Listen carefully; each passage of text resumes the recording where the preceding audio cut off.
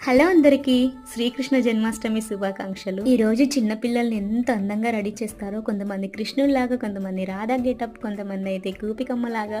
Wow, చూస్తుంటేనే ఎంత బాగా అనిపిస్తుందో. ముద్దు ముద్దు మాటలు చేష్టలు భలే ఉంటాయి. మరియగాడైతే రాధా గెటప్ వేసింది, ఎంత ముద్దుగా ఉందంటే చూస్తేనే దిష్టి తగిలిపోతుంది. అందుకే దిష్టి తగలకుండా కాటకైతే పెట్టేస్తాం ముందు జాగ్రత్త. ఈ చిట్టి తల్లినైతే వాళ్ళ మమ్మీ ఎంత అందంగా రెడీ చేస్తుంది. చూస్తుంటే టీవీ సీరియల్స్ లో వస్తారు కదా చిన్న పిల్లలు, చాలా ప్రొఫెషనల్ గా ఎంత కలొచ్చిందో పొట్టిదానికి. ఈ చిట్టి తల్లిని అయితే వాళ్ళ మమ్మీ రెడీ చేసింది.